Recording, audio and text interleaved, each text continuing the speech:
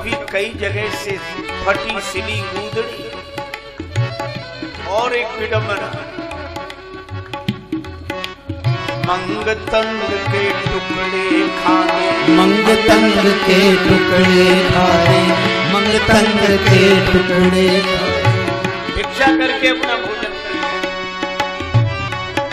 लेकिन मस्ती कैसी, उस अभाव का भाव नहीं, पर मस्ती। मंगतंग के टुकड़े खाए, मंगतंग के टुकड़े खाए, मंगतंग के टुकड़े खाने। चाल चले हैं अमीरा दी बाबा रे बाबा रे बाबा रे बाबा रे मौज फकीरा दी बाबा रे मौज फकीरा दी बाबा रे मौज बाबा रे। हर हाल में खुश रहना। एक महात्मा कहते थे कोई हमसे सीख जाए, सचमुच क्या कहना।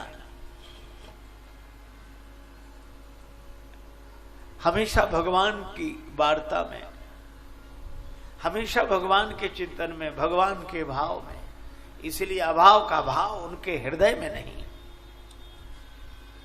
राम टहल पांडे के जीवन में अभाव ही अभाव, लेकिन वे भगवान के भाव में डूब कर रहते। भाभी रोज भोजन बना देती और वही रोटी अचार बांध लेते अपने गमछे में, पैदल पैदल जाते, कथा सुनते। दोपहर को जब श्रीमद् भागवत कथा का विराम होता, वहीं रोटी पा लेते, फिर कथा सुनते, शाम को लौटते। ऐसे जैसे कितना बड़ा धन मिल गया हो।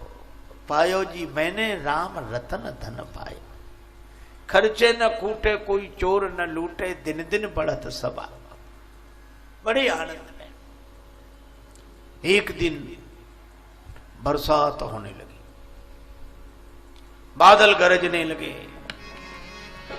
अली उमड़ घन घुमड़ आए, अली उमड़ घुमड़ घन आए, अली उमड़ घुमड़ घन आए, अली उमड़ घुमड़ घन आए।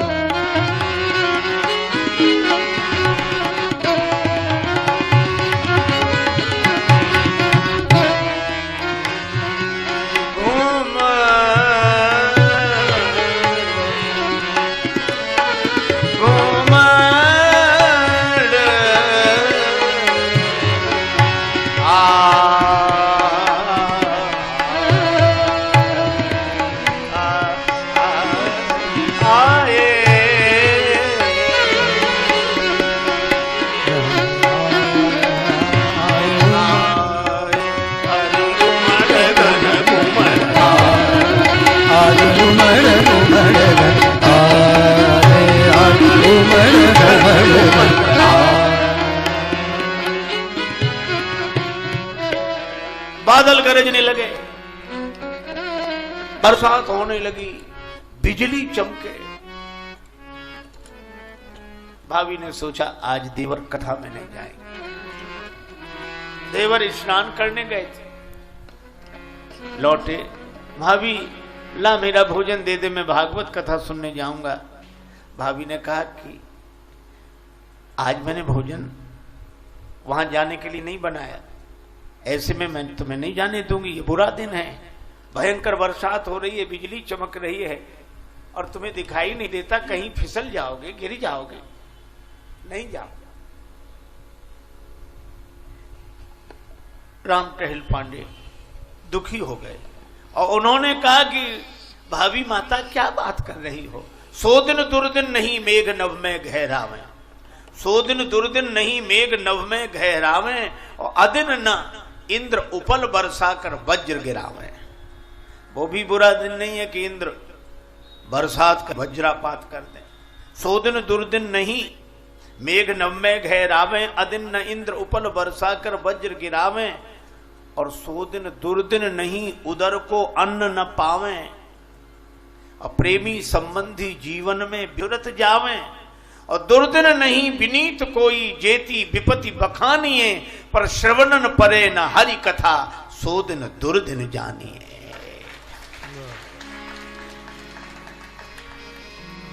कह हनुमंत विपति प्रभु सोई, कह हनुमंत विपति प्रभु सोई, जब तव सुमिरन भजन न होई, जब तव सुमिरन भजन न होई। भगवान की कथा कानों में न पड़े वही बुरा दिन है।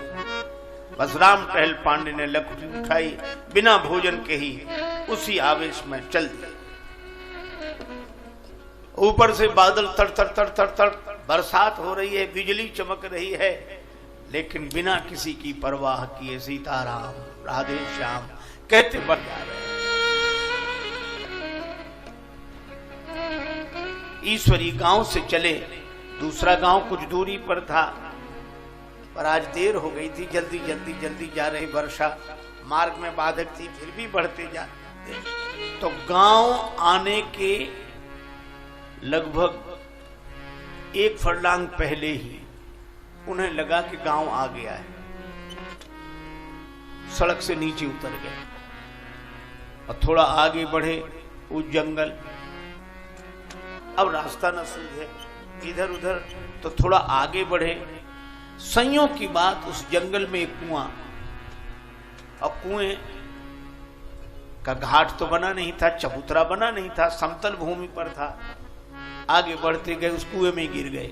अंधा कुआं, पानी नहीं, बड़ी गहराई में गिरे।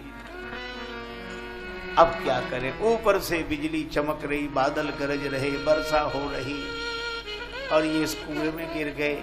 यहां कौन सुनेगा? जंगल में हैं हम। पहली बार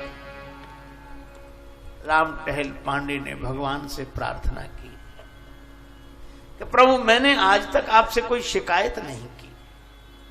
मातु पिता बर बंधु लियो, मातु पिता बर बंधु लियो, दुख घोर दियो सब ही सुख छीनो। मेरे माता पिता बिछुड़ गए, मैंने शिकायत नहीं की। मेरा बड़ा भाई बिछुड़ गया, मैंने शिकायत नहीं की। इतने दुख मिले, मैंने शिकायत नहीं की। और ताऊ पे तोष न देव तुम्हें, जग में अंधरो आँखियां न शौकीन हो। मुझे अंधा बना दिया तो भी मैंने शिकायत नहीं की, और आज भी शिकायत नहीं करूंगा। जामे चले सुख भोग सवे, बर कूप में डार भले ही मुहि दीन हो। सारे सुख भोग चले जाएं, भले ही आपने कुएं में गिरा दिया हो, पर दुख विनीत यही दृगहीन सो। दुख दुख विनीत यही दृगहीन सो, छीन कथा को वृथा दिन लीन हो। कथा का दिन भी छुड़ा लिया। मैं आपके गुण सुनना चाहता हूं कथा से। खुदा मंजूर करता है सदा जब दिल से होती है। खुदा मंजूर करता है सदा जब दिल से होती है, मगर मुश्किल तो यह है, बात ये मुश्किल से होती है। पुकारा भगवान को, भगवान प्रकट हो गए और कुएं के ऊपर खड़े हो। अरे राम टहल पांडे जी, यहां कैसे गिर गए? वहां कथा शुरू नहीं हुई। भैया कथा तो शुरू हो गई हुई, समय बहुत हो गया, अब मैं ही लेट हो गया। नहीं नहीं नहीं, अभी कथा शुरू नहीं हुई। व्यास जी का स्वास्थ्य खराब है, थोड़ी देर में ही होगी कथा शुरू। अरे भैया, तो हमें लगता है कि हमारे लिए कथा रुक गई। एक काम करो, हमें निकाल लो, गांव वालों को बुलाओ, रस्सी ले आओ, मैं तो कुएं में पड़ा हूं। भगवान बोले कुआं नहीं है, गड्ढा है। अरे भैया, गड्ढा नहीं, बहुत गहरा है। नहीं, गड्ढा है, तुम्हें दिखाई नहीं देता इसलिए कुआं लग रहा होगा।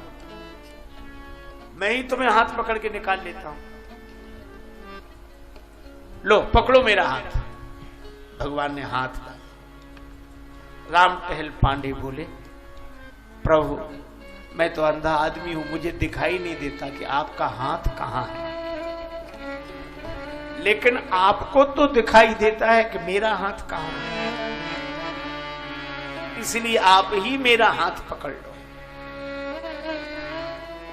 भगवान ने राम टहल पांडे का हाथ पकड़ा,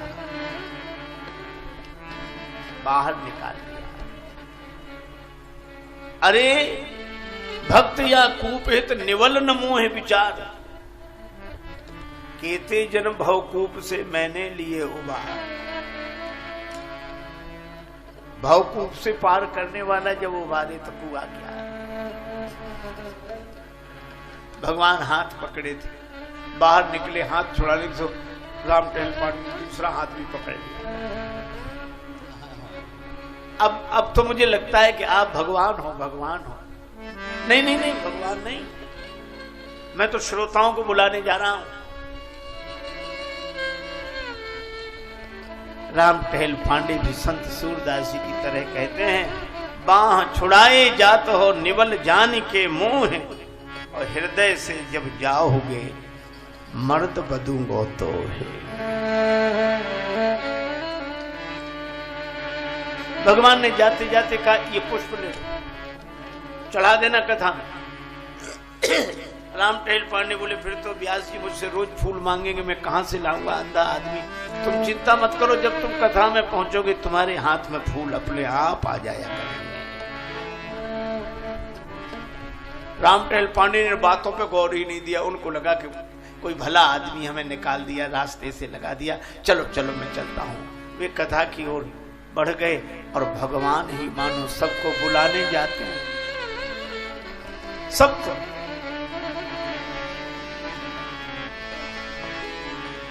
अति हरि कृपा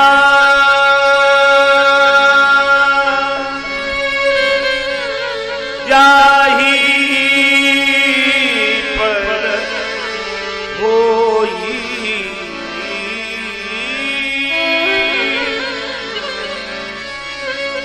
पावे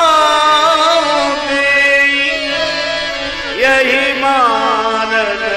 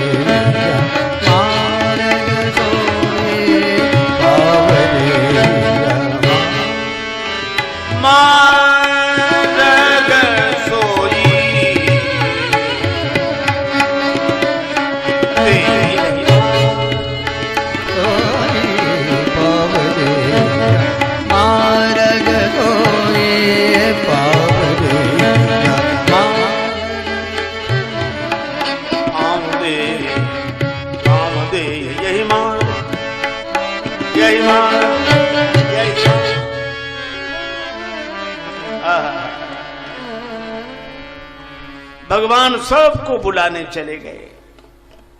श्रोता आने लगे। राम टहल पांडे धीरे धीरे जा रहे थे। तब तक क्या हुआ, व्यास जी अस्वस्थ धीरे धीरे उठे, मंच पर आकर बैठे। तब तक देखा राम टहल पांडे की भाभी आ गई, भोजन लेकर आई थी। कहा कि आज देवर बिना भोजन किए लिए आ गए, तो मैं भोजन लेकर आई हूं। आए नहीं, अभी आते ही होंगे, रख दो भोजन। भोजन रख दिया। भाभी ने व्यास पीठ को प्रणाम किया। व्यास जी आकर बैठे ही थे, अस्वस्थ थे। भाभी ने एक पान चढ़ा दिया, प्रणाम कर लिया, चली गई। इतनी देर में राम टहल पांडे आए। लोगों ने कहा कि तुम्हारी भाभी आई थी और ये देखो तुम्हें चोट लग गई है, ये रक्त बह रहा है, ये कहां था? भैया एक गड्ढे में गिर गया था। गड्ढा? जंगल था, वहां तो गड्ढा कोई है ही नहीं, कुआं। कोई आया था, उसने कहा कि हम हाथ पकड़ के निकाल लेंगे। हाथ पकड़ के ही निकाल लिया उसे। अच्छा चलो भोजन करो। भोजन किया, ऐसा स्वाद, घाव ठीक होने लगे। और वो पान व्यास जी ने पाया तो इतनी सुंदर कथा हुई, सभी लोग आनंदित। ऐसे ऐसे प्रसंग व्यास जी ने सुनाए। राम टहल पांडे शाम को थाली लोटा लेकर आए। भाभी मुझे क्षमा करो, मैं नाराज होकर चला गया, अगर आप न जाती तो मैं भूखा ही रह जाता, पर बड़ी कृपा आपकी। भाभी बोली मैं कहीं नहीं गई, मैं तो घर में ही हूं, गई ही नहीं। अब राम टहल पांडे को आश्चर्य हुआ, ये थाली लोटा मैं नहीं जानती कौन ले गया। दूसरे दिन राम टहल पांडे गए, व्यास जी बैठे थे।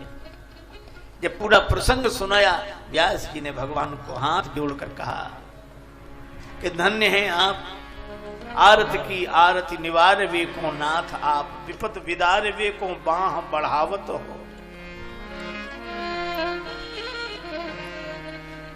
विपत विदार वे को बाह बढ़ावत हो।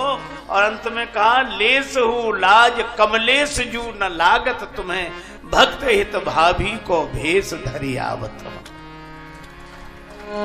भक्त के लिए भाभी बनकर आप विचार करो। ऐसी हरि करत दास पर,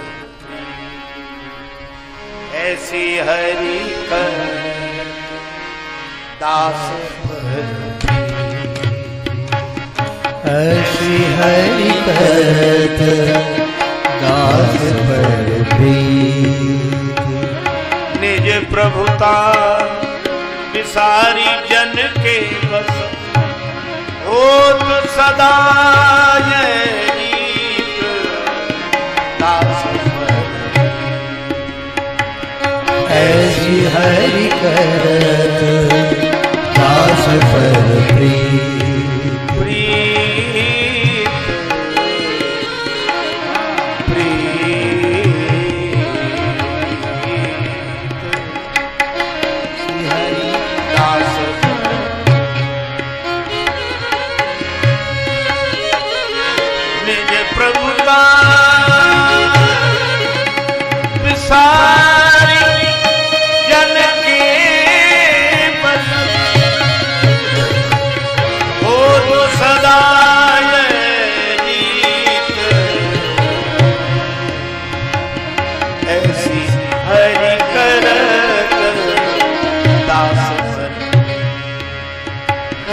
ऐसी हरि करत दास पर प्रीत, ऐसी हरि करत दास पर प्रीत। ऐसी कथा श्री राम टहल पांडे की।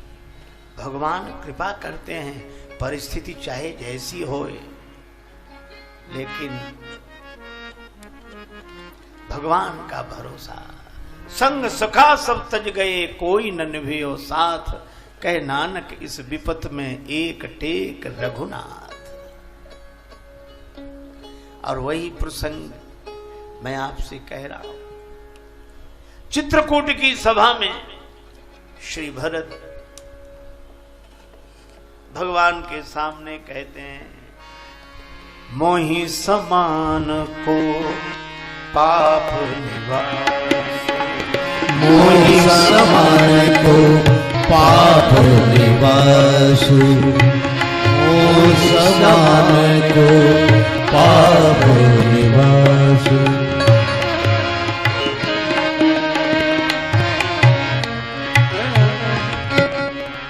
मेरे जैसा पापी कौन?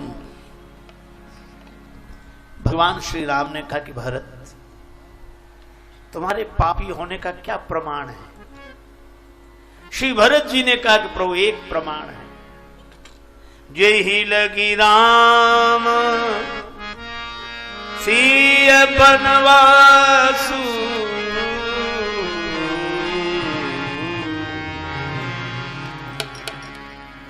मेरे पापी होने का यह प्रमाण है, जिस पाप के कारण हे श्री सीताराम जी